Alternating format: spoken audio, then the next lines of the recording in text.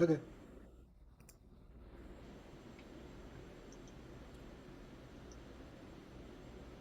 Some of these are hard to tell if they're note takers. Yeah. Hello. Hi, Teresa. Or Trace. Teresa. Teresa? Hello, Teresa. Hello, hello. Hey, Drew. Hey, Rich. Hey, Craig. Morning. Dean. How you Good doing? morning. Just letting some folks in, and then we'll get started in about 3, 4 minutes. Yep, yep.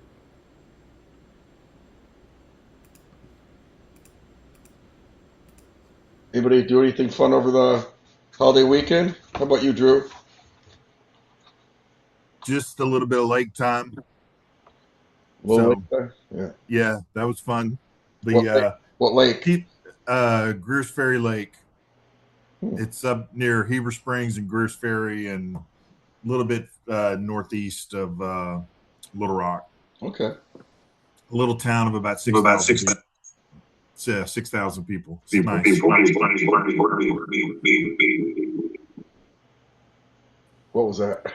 I definitely don't like hearing myself in echo. I can tell you that. Yeah, it was someone who had an echo, so they muted.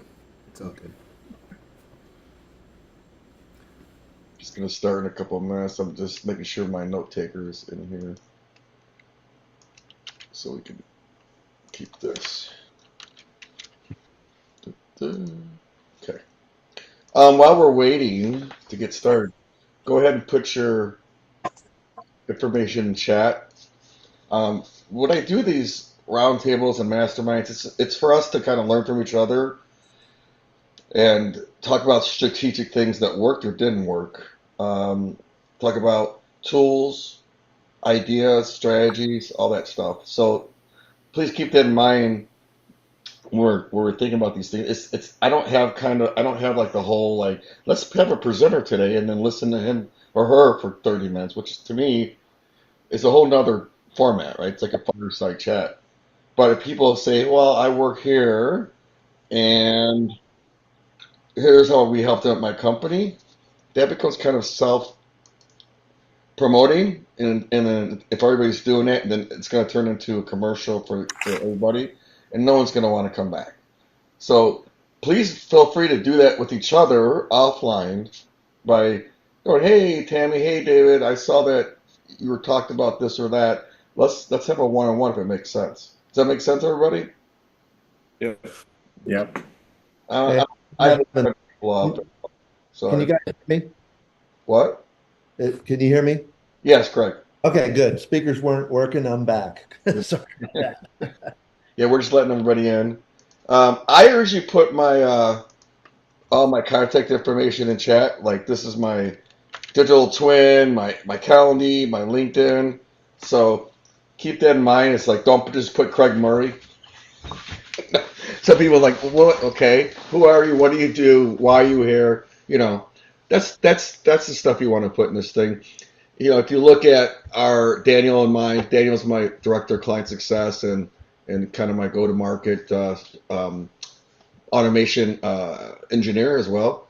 We have our company name after our name. So when you got these things, and you just have Steve, Rich, Craig, but you have no idea what you do. Again, think about I'm looking at you. I got no idea what you do. So put that in your video. If you click on the three buttons, you click on your graphic there, your video. You can change your name and put something after it. I'm gonna blame Drew on this. I'm the new guy. I'm learning here. So just go ahead and do that if you can. Um, I hope we had a great Memorial Day. Obviously, I'm a veteran, so I'm really sensitive to why we have Memorial Day, and I want to just say thank you to all of our veterans who gave their life for their appendages. So hopefully you guys all remembered why we have it.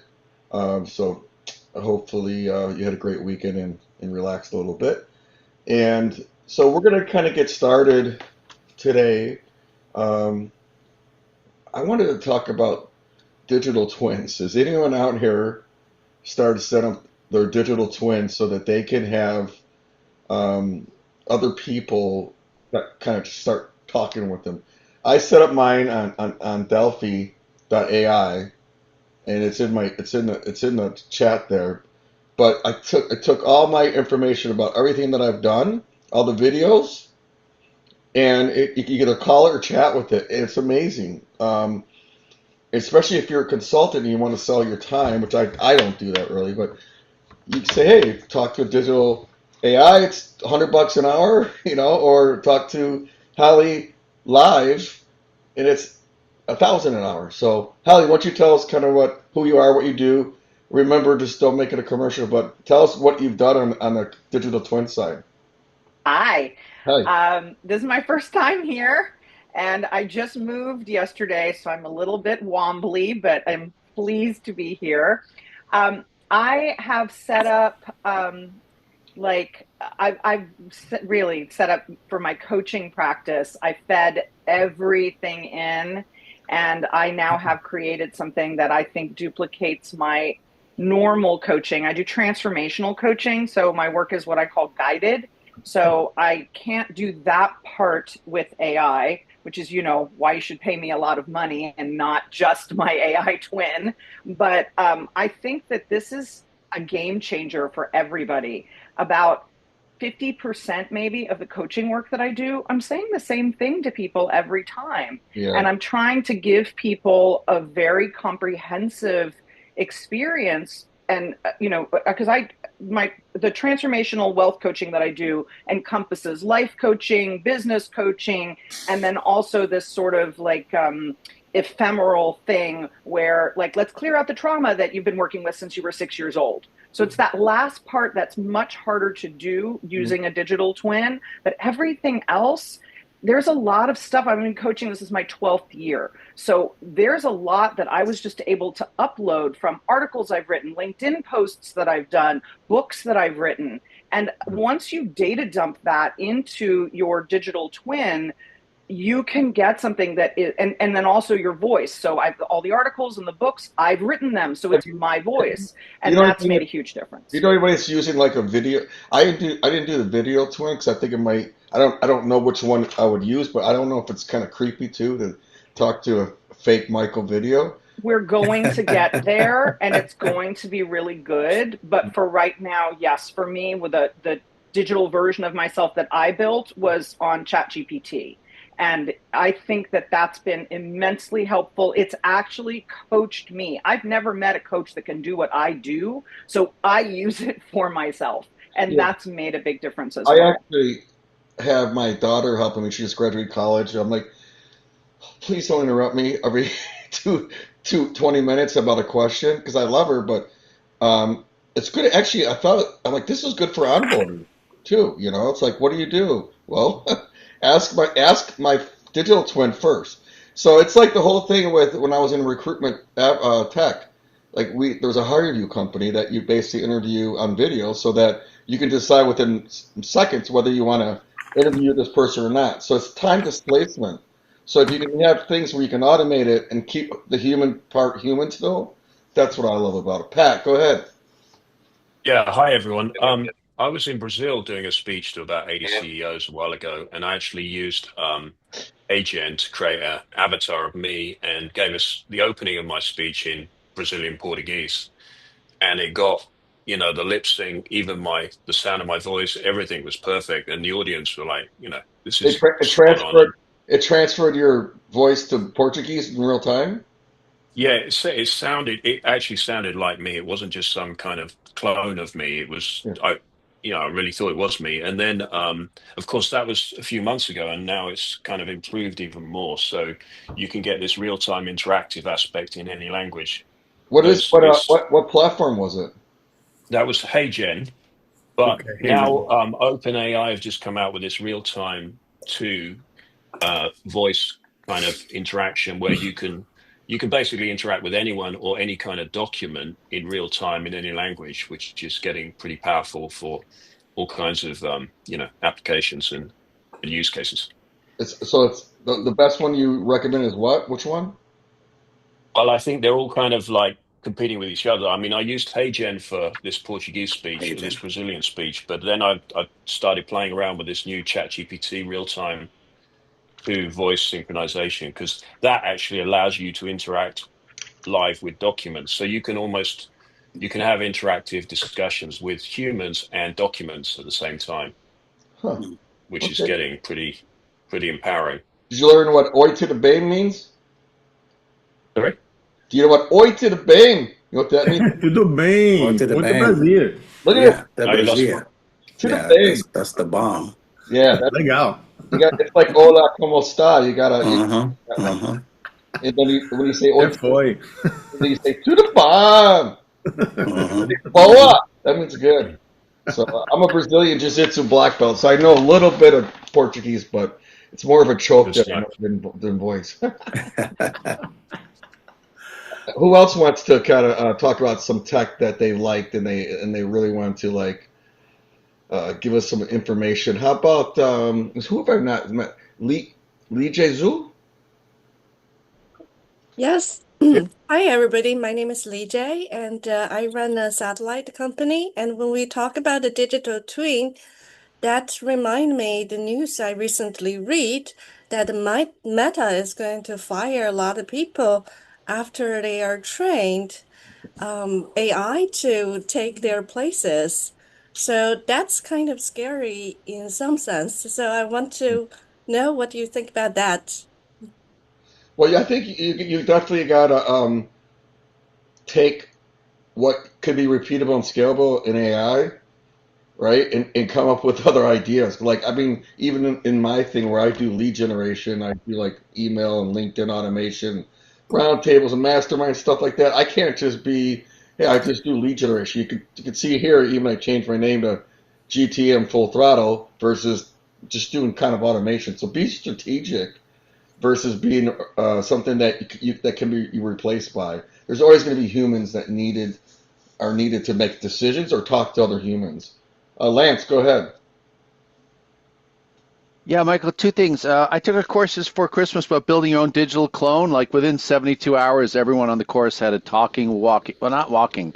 You have Yeah, to be very careful about how much movement.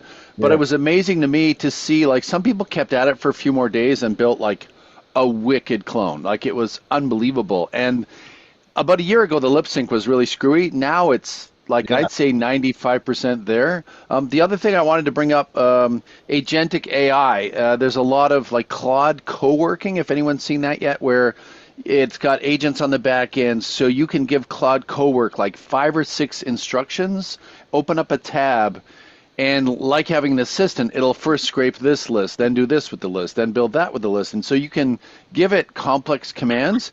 And if it's really detailed, it'll run overnight. Like it'll be ready for you in the morning. Or one guy said he runs a sales script every Sunday night and every Monday morning it's ready to go. And then it waits for him to prompt it and then it starts clawing out its instructions.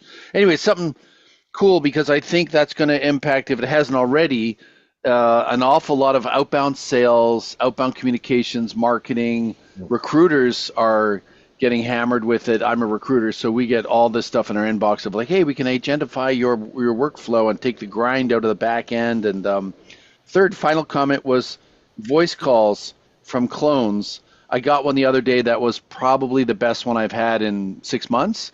Normally there's a lag time. It'll ask you a question. You'll hear a 2 or 3 second gap while the AI is trying to figure out what to say back to you. This one must have been doing it as I was talking because there was no lag anymore. It was like bang, bang, bang.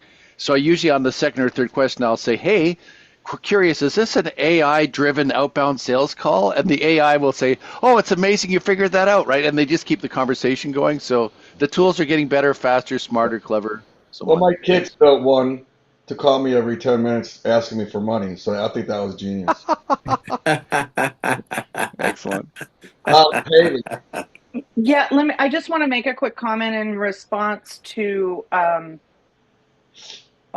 Lee J. Yes, Lee PJ. J. Yes, Lee J. So when you're talking about replacing AI, using AI to replace human beings, I just read an article yesterday that some of the largest companies, including Meta, are freaking out because the number of tokens that it's costing them to run that, like everybody went, get on over to Claude and use Claude like for everything. And so one big company, I don't remember because they mentioned like 5 different companies in the article, but one of them said they had blown their entire budget, which was in the billions with a B, by April. Their whole annual budget was gone by April because of the tokens. So we're in an interesting time where, yes, we're moving in that direction and faster than anybody had ever predicted, but we also are seeing the cost. And until the token cost comes down, there's going to be a lot of people who I think really can't afford that. Well, it's You also know, it's also the cost. If most companies need to know this is what's going to cost a month. And right. when you hire That's right. someone, That's you right. kind of you gotta got a sense. If you got tokens scare me too, and I don't even use that much AI because I think for me the AI is really building the right approach, and then I want to basically I call it dating, right? It's business dating. If Yeah. I'm having AI do all that, I'm not going to get to know someone and get the sense of how to help them. If you're taking that out of the thing, I don't want to do it. So, Teresa. Yeah, so I attended a workshop a couple of weeks ago locally. I'm in Fort Lauderdale, and the presenter gave a prompt, provided a prompt to help build and advise my board of directors, which when you think about AI twins, if you can leverage the knowledge of the people who are the leaders in the diverse industries to be your advisors for your business is very powerful. And so that is what I've been doing. So not I don't need a twin. I'm a strategist. You need my expertise. Otherwise, I'm not relevant, right? I'm not the executor. I'm the strategist. But building out my board, the prompt that was provided, and the ability to be able um, to develop it very efficiently, and to be able to go back to that board for my strategic planning for my business is something that if you've wondered, it's like if you can't access if you can access the greatest minds on a regular basis to help give you insights, obviously, you still have to check everything. But I thought it was really, it's been a really great tool for me, and even providing like reference documents, right? So not just saying, okay, this is what, Gary Vee thinks, but read these books, read these articles, these kinds of things. And it's all aggregated in the projects in Claude. So Claude is what the Claude projects is how that's kind of built out. So that's been Yeah. already very valuable for me. We should all kind of just talk about these cool things we're doing. I use Google Notes for my decks now. Notes, Notebook, I think it's called. And they said make a commercial or like a podcast. Said a man and a woman talking about Full Throttle. And it was so realistic and incredible that I posted it. I'm like, that was cool. I have fireflies in this machine right now, or this roundtable, and it records some great notes. I could summarize it, post this, and give the highlights. And then for every sales call, I said, let me send back an email saying, I write to the Fireflies I use. Write back an email to Drew saying, what did we talk about? What do I owe you? What's the next steps? Because honestly, that probably saves me 10, 20 hours a week. I don't like doing recap emails. It makes me feel like I'm doing a book report about what we talked about. We just talked about it, but now I got to report. Now I got to build this. The note takers have really simplified my life since I'm not the greatest um, researcher either about what I did. So, um, Those note takers and all of that process is also really good for a podcast. So at the end of the podcast, it'll take show notes if you tell it and prompt it to do it in a way that's specifically for podcast show notes, a huh. full transcript. It'll pull all of the hottest quotes based on trending conversations that'll then prompt and put them into X and prompt those and drive. It's like the whole process could be the whole post production process can be absolutely automated. Yeah, I asked the Fireflies to say, can you recap this podcast? Because I have like 45 podcasts, but I don't ask it exactly what you said. It's really important to ask any AI a certain way Exactly. to get what you want. Otherwise, you might get like, here's at minute 3, Michael said this. I'm like, I'm not really, I'm trying to be a little more less robotic about this type of stuff. But the other thing you want to do is you want to have it give you the FAQs, the frequently asked questions for whatever your topic is about. And when you're doing the show notes, you also put in FAQs in the schema, because then those little snippets, when it gets spidered and you make sure that the AIs are all spidering it for search, you could end up in the top block. So can you put that in chat? I'm literally been awake for 45 seconds and I'm so sorry I'm late. You're not getting me on camera. I'm decaffeinated. Oh, just the chat part. Yeah, that'd be great. Yeah. Let's go to Audrey. I've never met Audrey. I don't think, have I? Nope, I don't think so. Yeah. Nice to meet you. What do you do? I work at Productive, which is formerly known as Share This. I lead the marketing and am ex Axiom, ex Allstate, and Epsilon. Okay. So what's something on AI that you learned, or even a tactic or strategy that either worked really well in the last 6 months, or just completely bombed, and you want to say, "Hey guys, I did this, but don't use it." So no, we're definitely using AI, and like somebody else said, we're using cowork and projects, and I actually was able to, I would say, absorb a headcount by using AI.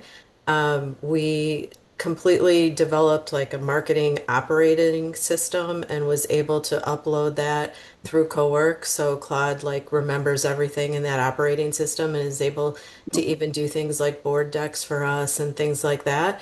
But what I did come across, even though we were able to absorb this headcount, is that Claude is not the perfect tool for math. So if you have like a big matrix, like it is not always correct. Okay. So in my opinion, like even though it's kind of scary to say I absorbed a head count, it's never, in my opinion, it's not going to replace people, so to speak, because I think you always need the human brain on top of it. Yeah. Let's go to David Woodbury. I don't think I've met you yet, David. Hey, yeah, nice to meet you guys. First time here. I'm glad to be here. I am a serial entrepreneur. It's my 7th company. It's called Grow.Army. I'm only probably a month into building this concept. We're an AI operating system for companies. So if you are familiar with like the entrepreneurial operating system, or EOS, we're a version of that, but we use AI to basically overhaul org charts, right person, right seat, right tools. So What's a cool tactic or tip or strategy that's not necessarily about what you do, but that you learned? Whether it could be something a work life lesson too. I mean, sure, yeah. Like let's not repeat what we could not repeat if it's bad idea, and we don't always have to learn it ourselves. We can learn from David or Michael, whoever, right? Yeah, I think so. The main tool like I'm using daily is Manus. If anybody else has used How do you that one spell that? before, Manus. You right? Okay. Um, it's uh, it really is a very robust AI tool that takes presentations. So you can build like fully integrated. Like I don't use Docs, PowerPoint anymore. You can build fully integrated presentations. Integrate with your calendar. You can build signature procurement software into it. So I've completely overhauled our sales process and how we present all into one, like standalone landing pages, essentially. Okay. Awesome. Um, let's see, Zach. I don't think I've met you. No, I don't believe so. My name's Zach Bittner. I also am a Manus user, and eu falo português também. I lived in Brazil for a few years, so I do speak fluent Portuguese as well. But Oi. yeah, I own. I'm also an entrepreneur. I own a mobile surveillance business. We do mobile surveillance for it's solar and battery powered. surveillance. I'm based in Utah, and most of our customers are here in the Intermountain area, but we've got some expansion going now. I also use Manus for lead gen. I'm feeling probably like most of you, super overwhelmed with the things I learn in AI, and I'm stoked, and I'm like, this is going to change. It's going to be amazing.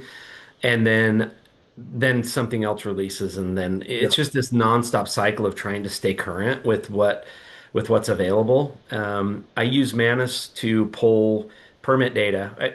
I use it. Yeah, it has an AI integration to pull permit data on any building permits. Then I take that data and I enrich it in Apollo, so I get contact information out of Apollo. And then I run my campaigns out of that. I then use Claude to build some security assessment tools that I then put in GitHub and use Netlify to send them out.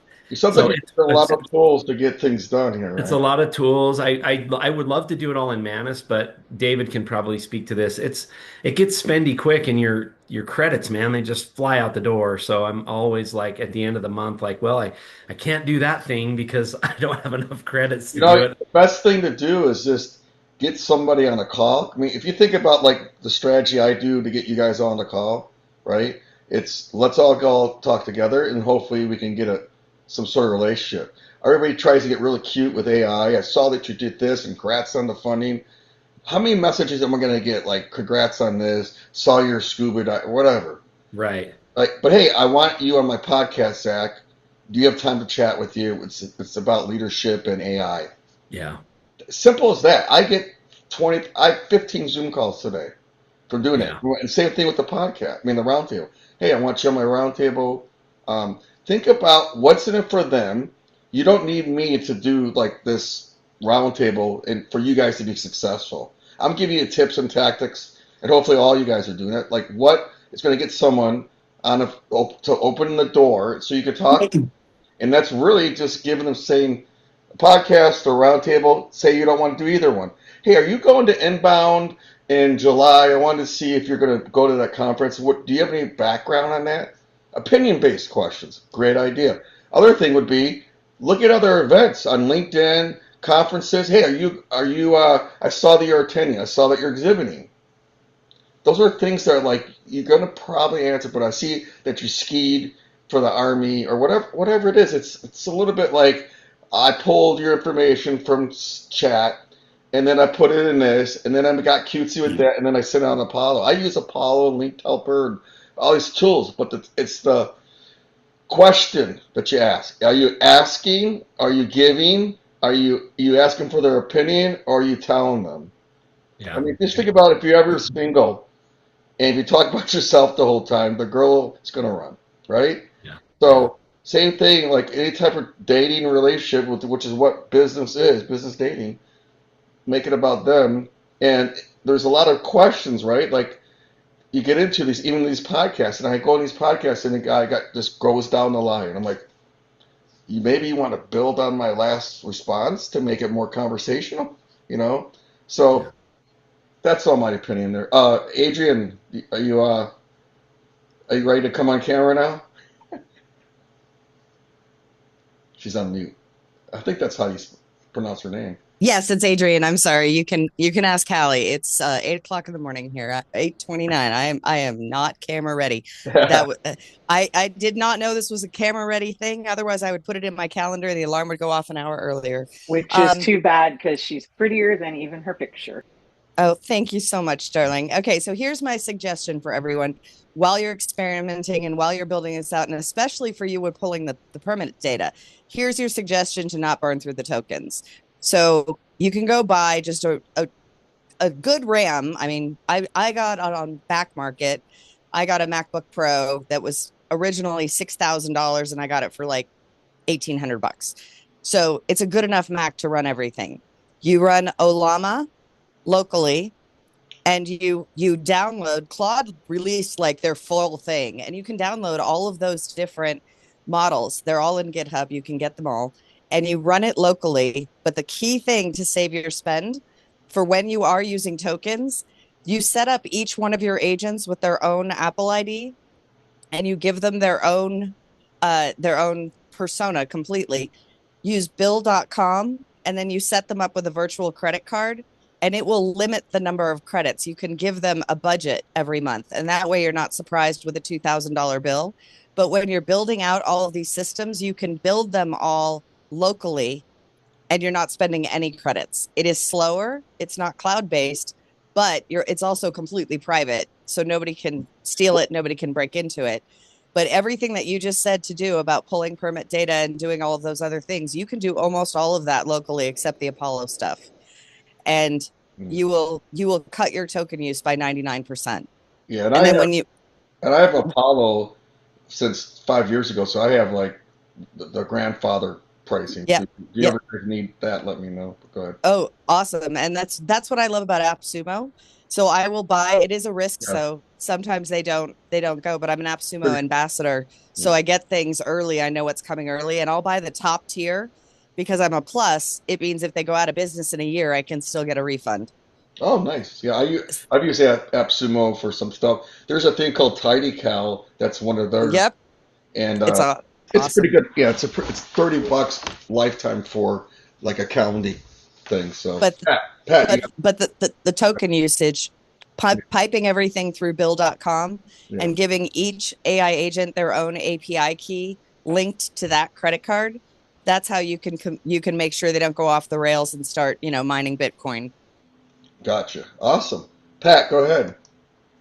Yeah, I do a lot. Excuse me. I do a lot of work with board members, and they often want to put a different lens on the companies. They're so used to getting the narrative and the deck from the leadership team, in terms of performance. But what they actually also want to do is understand what the business model looks from the outside. So what you can now do is really easily deconstruct any company or any portfolio, whether it's a private equity portfolio or investor a VC portfolio.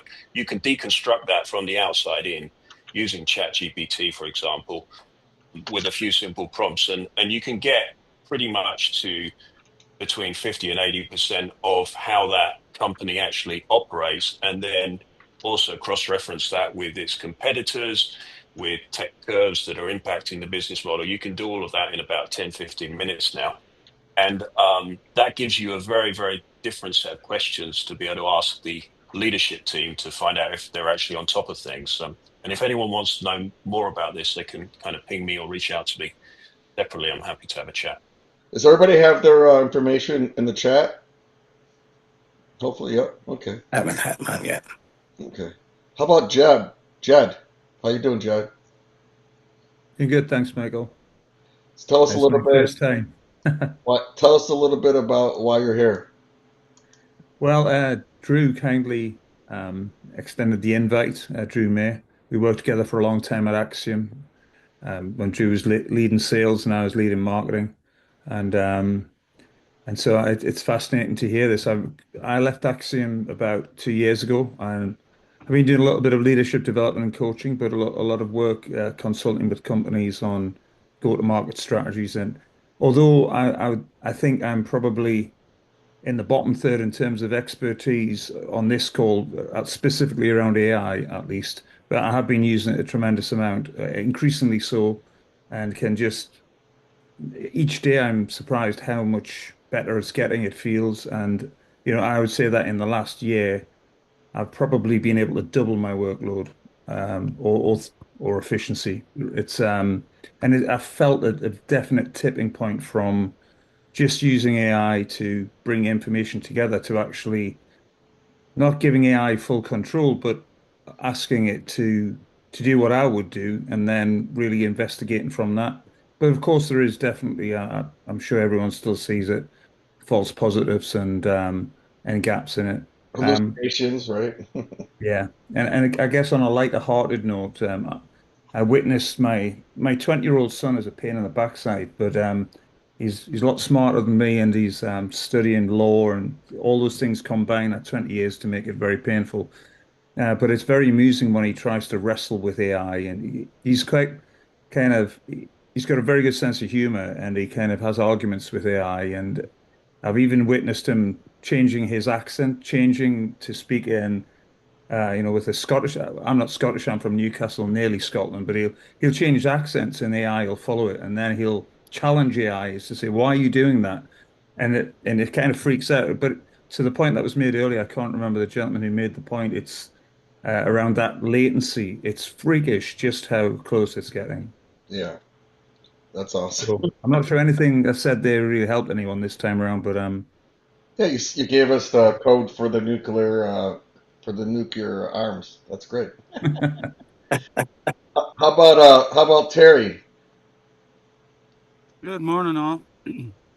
Um, I heard somebody earlier talk about using AI as a board. I've done the same thing. I love the input you can get from creating a CIO, a marketing person, a CFO, kind of using that board to just kind of help sharpen your vision of your business. I love that.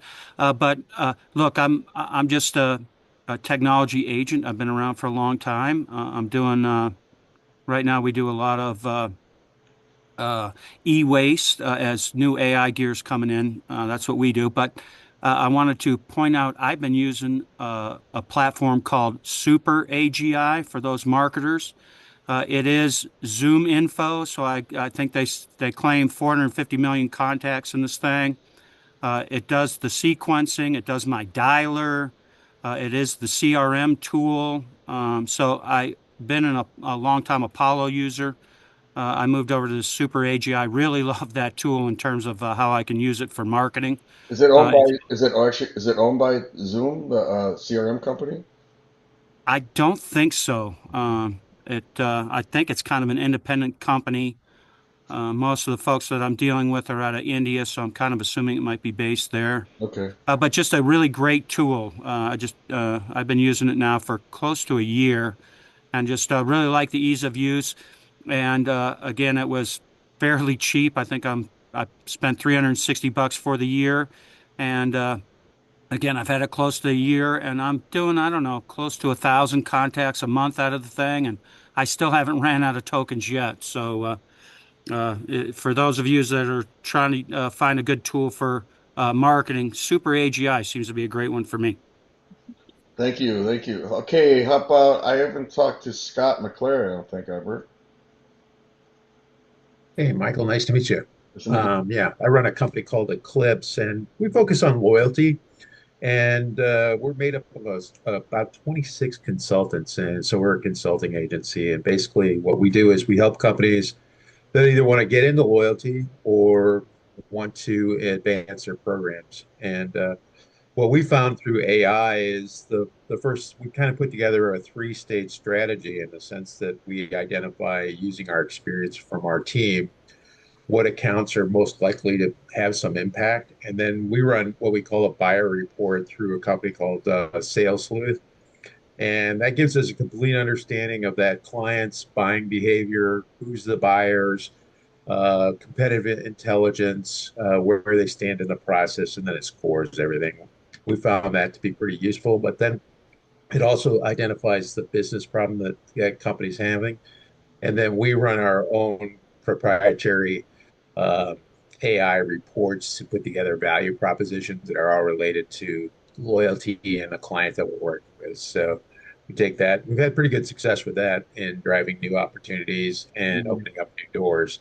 The one area that I still think we need some help on, and maybe somebody can help here, is really understanding all the intent data out there. There seems to be so much intent data now, and if there's a way that from a prospecting perspective, you could identify leveraging different intent data sources to really identify who's in market based on that intent intelligence that's built from all those sources. Can It you seems, define intent based from those of us that have no idea what you're talking about? Thank you. oh yeah, yeah. Well, there's companies like Zoom Info also has it, Bombora, Sixth Sense, a couple companies there. They gather data on the behavior of people using the internet, and then they put scores on what that is as it relates to their intent. And typically, they have anywhere from 1,000 to 12,000 or more different intent variables that are out there. And those intent variables can help identify, what kind of direction people are going. The only problem with that is it gets cumbersome and you're not sure exactly where that intent data is going. gives you an opportunity to just think through that Think, process. think about real intent data, right?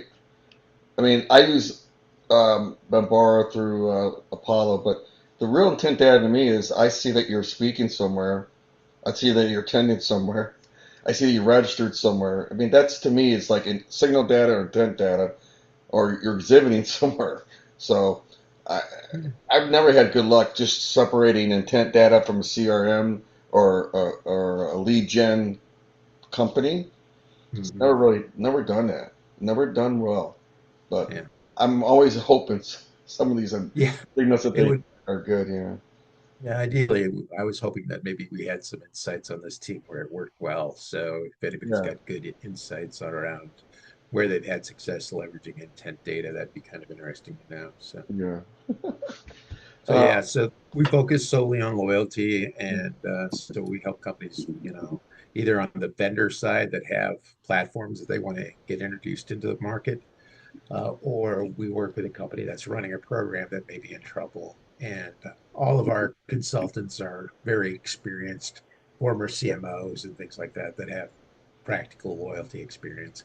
Thanks, And Scott. with all the AI stuff, you really need that kind of intelligence to add on to it to really make it effective because it can give you so many false signals. The AI can. So Hey, Ron. How you doing, Ron? I'm doing great, Michael, and I want to thank you, man. I'm just a big shout out for Michael. I have so much respect for you as a professional and as a person. So appreciate being on your call all the time, man.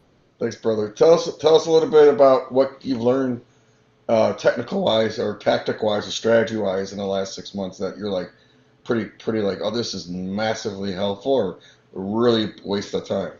Yeah. So less on technology, but I always like and what I love about your call, you go back to the basics of ask their opinion, um, really customize and think about them.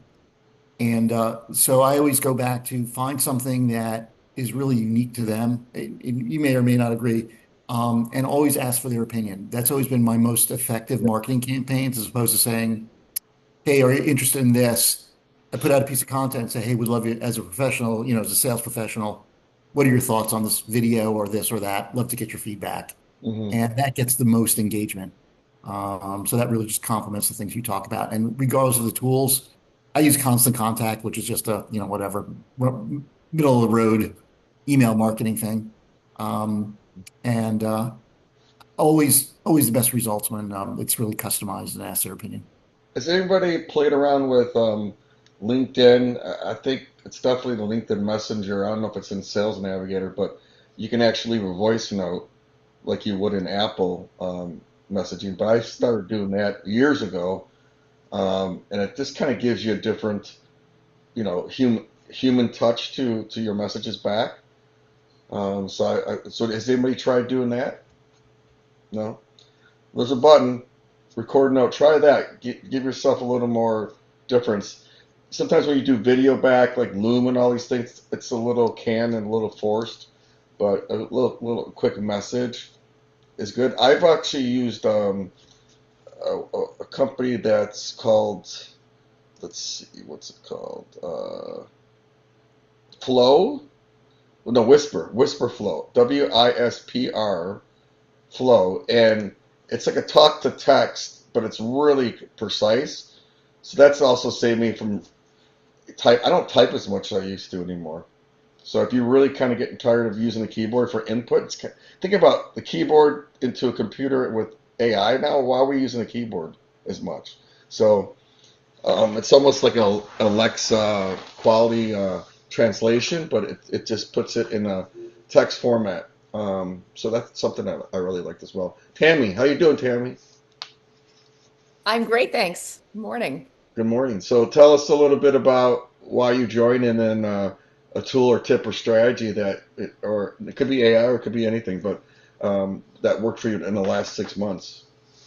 I am well, thank you. I've been working as a CMO for years in the tech sector, and I'm doing some fractional work, and I'm also attending Kellogg, going to this AI program to really start to get a little deeper technically, which has been kind of fun. Um, I think what's interesting is in the fractional CMO work that I'm doing, I used to sit with a team and we'd build a strategic plan and really work through positioning and campaign ideation. And Claude can really be, I'll say the most creative, intelligent member of your team at that table. And so, I do a similar strategy. I'll build a plan, and I'll really use Claude to kind of create and pound out that plan and look at the competition and where you can differentiate. And I'll build a 30, 60, 90 kind of, which is my sort of kind of what I do, what I've done for years. But then I put that 30, 60, 90 into Claude and I really work, on, okay, what would be a killer 6 month plan for XYZ company? And it is pretty wild how it can really be, I'll just say, just a killer member of your kind of marketing team and really challenge and come up with creative and also strategic, unique ideas. And that's been a lot of fun. Yeah, you think about also like there's all this AI coming out, and most people don't have the time or just completely lost and try to do this. And you're like, well, that's going to take someone's job. Well, take the AI like I have, like or automation in the platforms, and go, hey, I can do this for you. There's your service. It's not you're not building a MVP or a product or solution, but you're building a service of someone that has your expertise. Like I have 30 years in sales and marketing.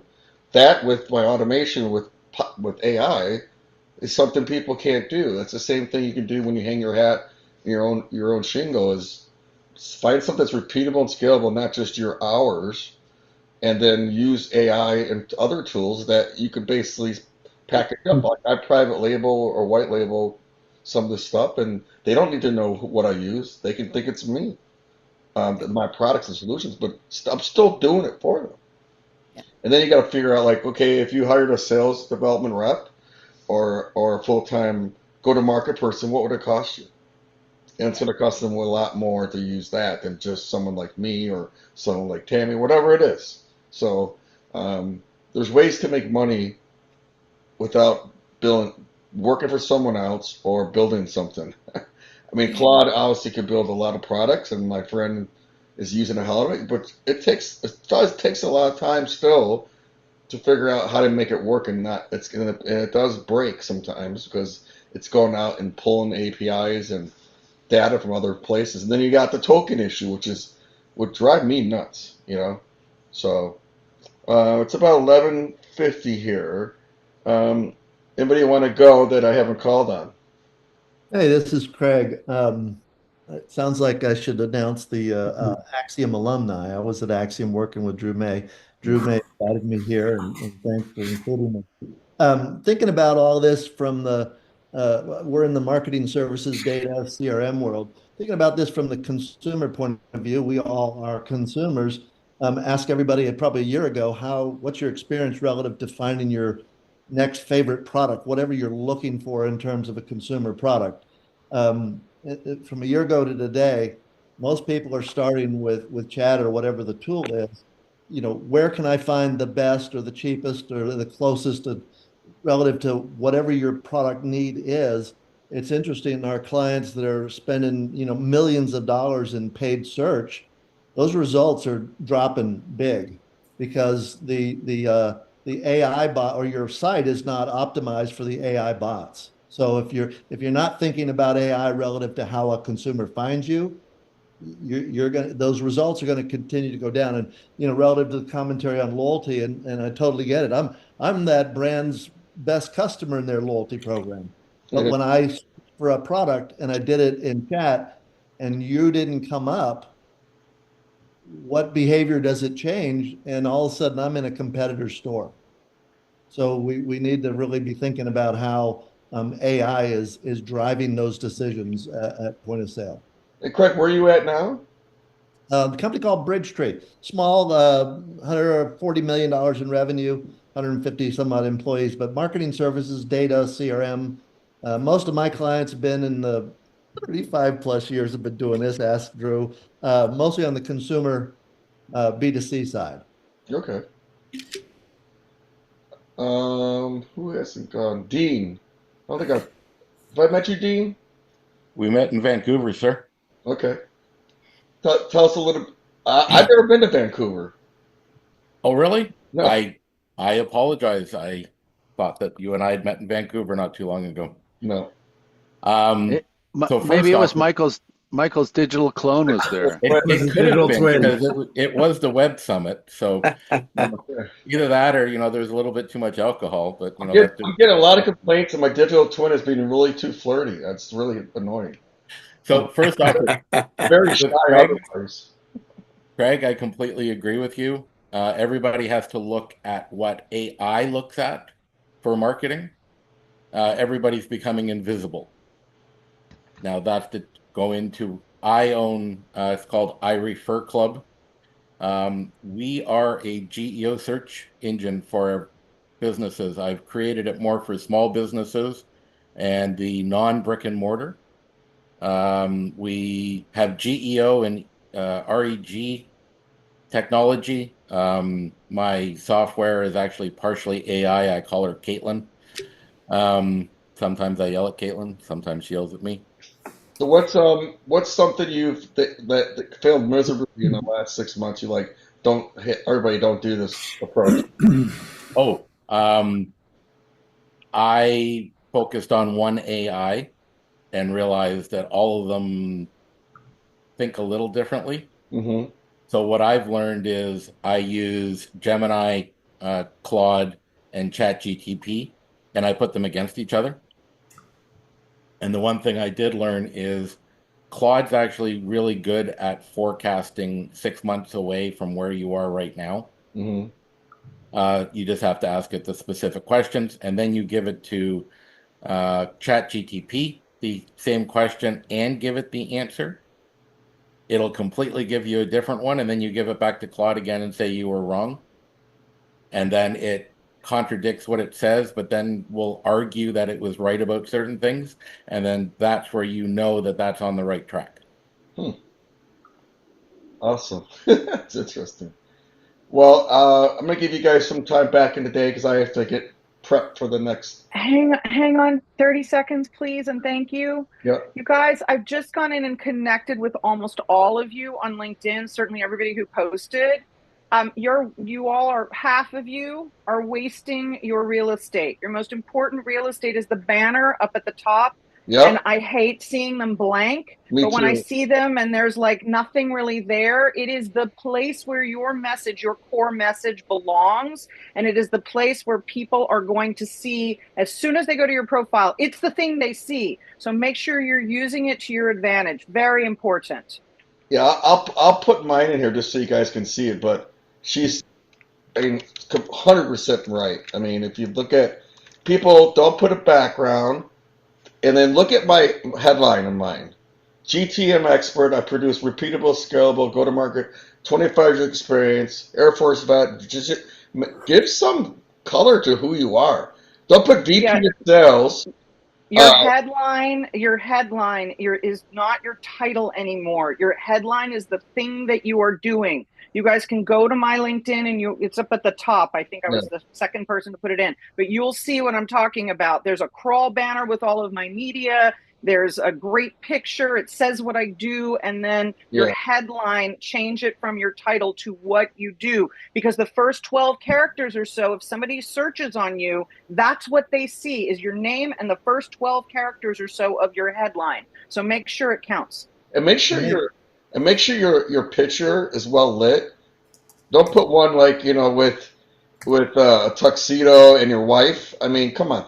Guys, this is if you look at my picture, I wanted a whole bunch of backgrounds, so I used AI. I mean, make sure you look good. Make sure you have a background. Look at my background. I did this in ChatGPT. I just changed my company name from Full Throttle Falato Leads to, well, I still have that, but GTM Full Throttle.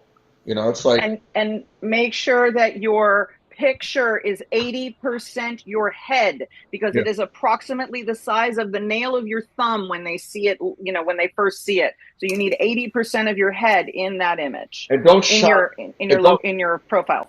I see people, they have their picture of 20 years ago. Don't do that. And personalize your invites. Don't send generic ones. Who are you? How did we meet? What? I don't connect with randoms.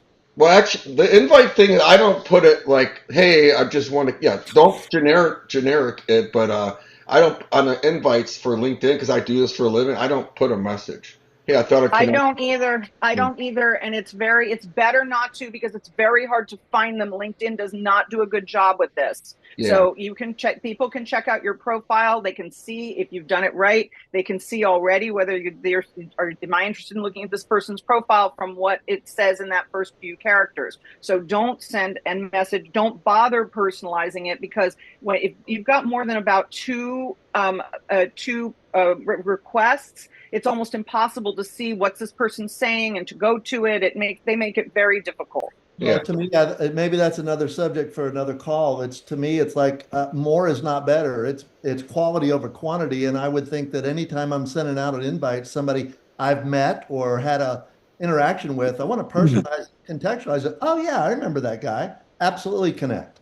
yeah. But in terms of random going out to find leads, I don't know you. Why would I accept? Well, a lot of times you accept because we're probably second connections as well. But I'm just telling you, Greg, you have your right to your opinion. I do this for a living, and if you do that, you'll get a lot more connections. And then to be honest with you, women do much better than men on LinkedIn with women and men, so they'll get the higher connection rates as well. But thank you guys for all your time. As you know, this is done twice a month. For this one, there's a whole plethora of ones that I have on my Luma link that I do for clients. Obviously, if you guys ever want to sponsor one of these, I'm starting to sell sponsorships on top. So that means I would announce you at the beginning, give you like a couple of minutes to kind of talk about your company. It's $500 per event, and it's 2 events at least a month, so it's $1,000 a month to kind of sponsor one of these now. And I do podcasts. If you guys ever want to learn about that, great too. But if you have any referrals for yourself or for any other people, please reach out. There's the 3 buttons where the chat is. You can click Save Chat. And if you do that, all these things that we chatted about in here, including everybody's LinkedIn, will be on your hard drive. So please feel free to do that. Anything else? All right. By the way, Michael, your background looks great, by the way.